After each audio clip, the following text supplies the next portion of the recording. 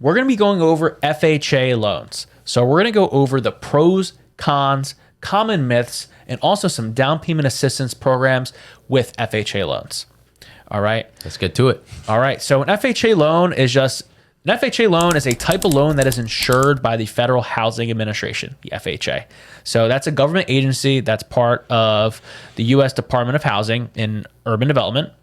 These loans are designed for low to moderate income borrowers and for those who may not qualify for conventional mortgages due to less than perfect credit, lower down payments, or financial limitations.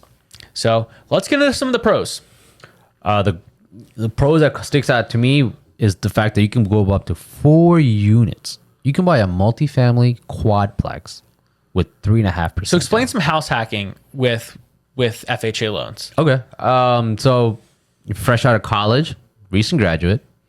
You've been in the workforce for 6 months, and you're tired of paying rent, or you want to move out of your parents' house, but you want to, not spend too much on your monthly mortgage. An ideal situation is finding a duplex, a triplex, or a quadplex where you can live in one unit, rent out the other units, and cash flow.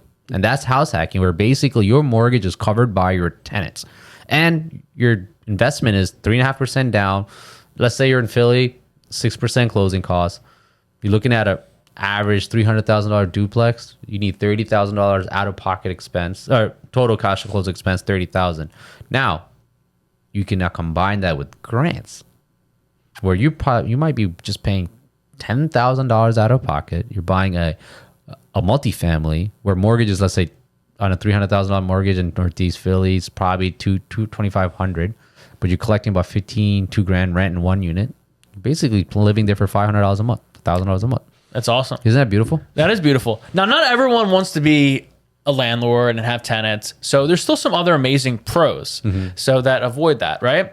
So one of the biggest pros is you can, with a 3.5% down payment, have as low as a 580 credit score. And you had mentioned this a little earlier in our show, where if you have a 500 credit score, you can still buy the house. Yeah. So what's the only caveat with that? Instead of 3.5% down, you have to put 10% down. So when people always say, "Oh, I have a little bad credit," and I was like, "How much is it?" And they're like, "Oh, 560, 570." I was like, "You can still buy a home." Yes. Again, if you have the down payment money and closing costs, you can still get a home. You can still qualify for a mortgage. And you can also still qualify for a purchase, but you can also still qualify for a cash out refi.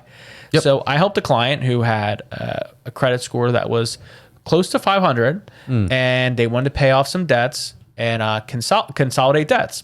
They own their house free and clear.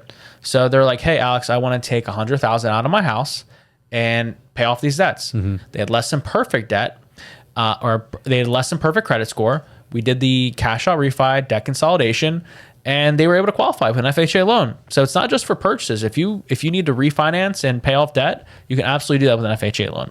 You know what's crazy? That I've done more refis in the 6% market range than in the 3 and the 4s. When it was 3 and 4, I had a lot more purchases than refis. But the 6 and 7%, borrowers who were in high debt, paying credit cards at 22%, paying car note at 9%, 8%, would do a cash out refi at a 6% because they can consolidate all their debt and just to be under one payment. And that debt is spread across 30 years instead of the 1 year, 2 years, whatever your credit card terms are. So people do refi in the 6-7% market because they're paying at a higher interest rate. Student loans at 13%, credit cards at 29%, car notes are above 9% now. So people do refi on a house, especially if they have equity. Yep. But people don't talk about it as much. But you can refi in this market if you have a higher debt payments or anywhere else. Exactly. Another pro is higher debt income ratio. So you can go up to 55%, which conventional is 50%. They say 50, but like we said before, to get the green light on the computer, it's really like 45%. Yep.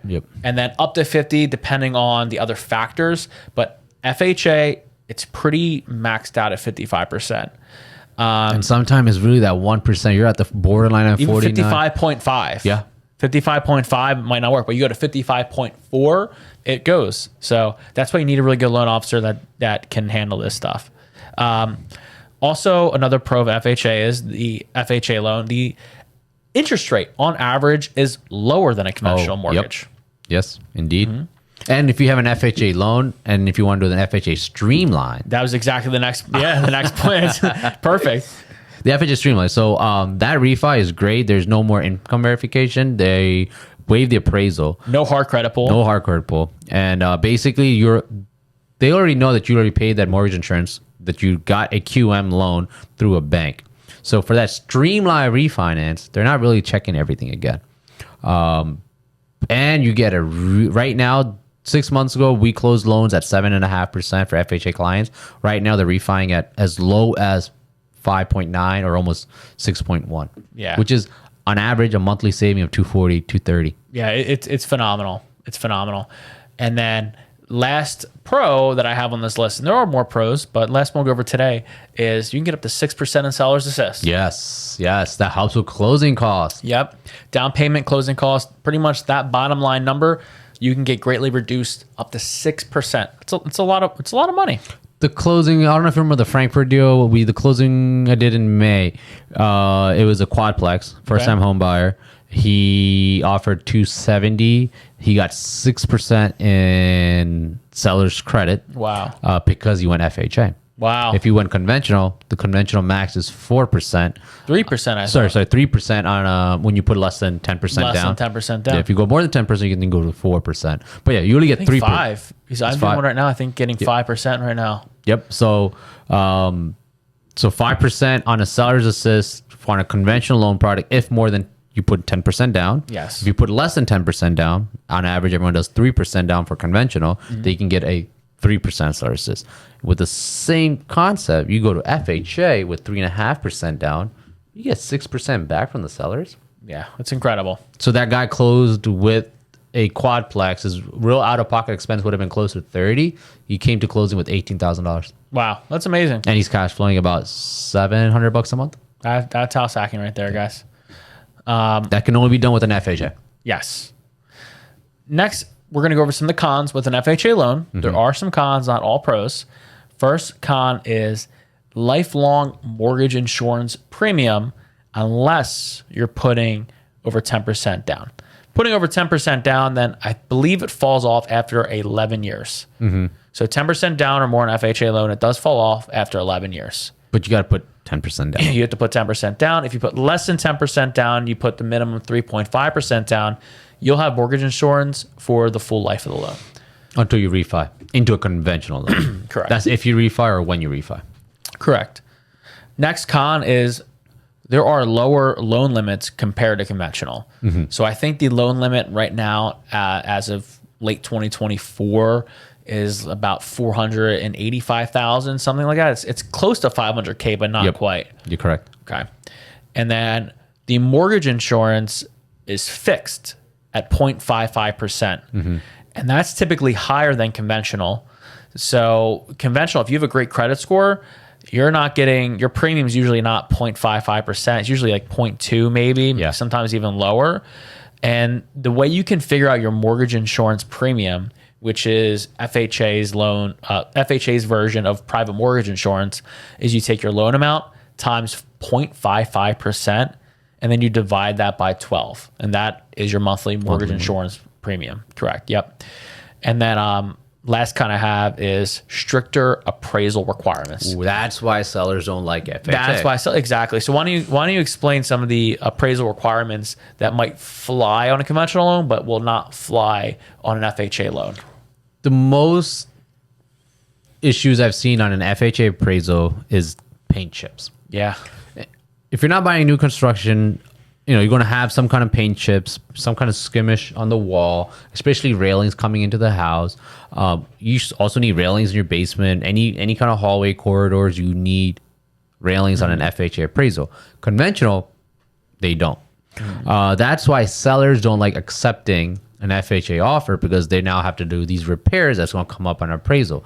And if your appraisal fails or get a subject to, then that loan cannot process until these repairs are complete. Right. It's called cost to cure.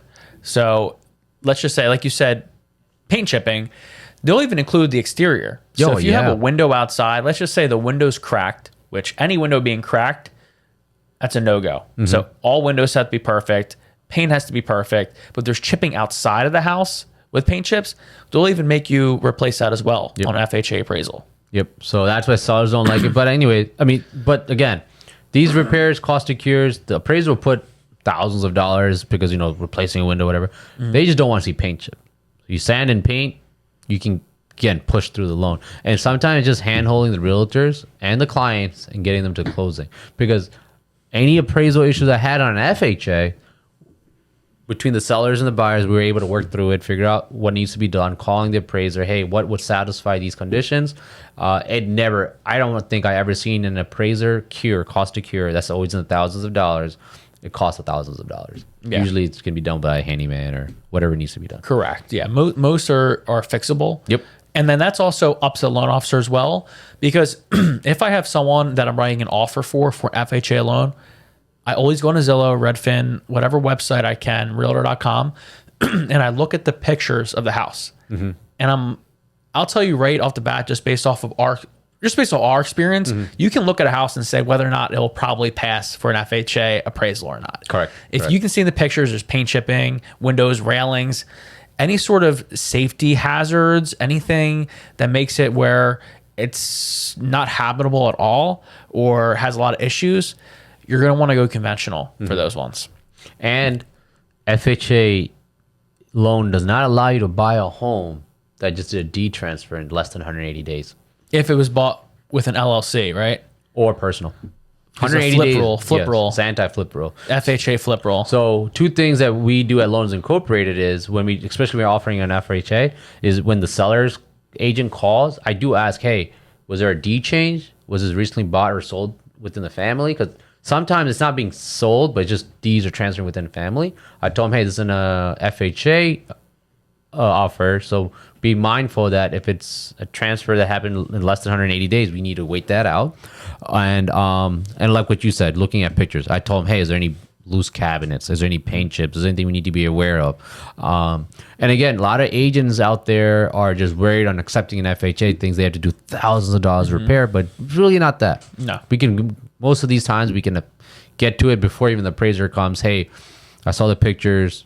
There's one cabinet missing. Can you just put a door on that? Hey, I saw some paint chips on the garage paint with photos. Can you fix that? It's usually just windowsills. Exterior ones are just windowsills and stuff, and then sand and paint. It's not that hard. Yeah, 100%. So next, we just want to go over a couple of the FHA down payment assistance options through an FHA loan. The first one is the Empowered.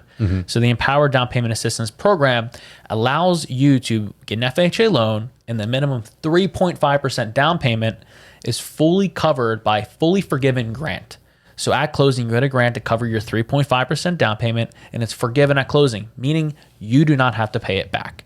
Now, the caveat with this loan product is the rate is typically 0.75% higher than a regular FHA loan. However, after 6 months, you can refinance out of this loan to a lower interest rate.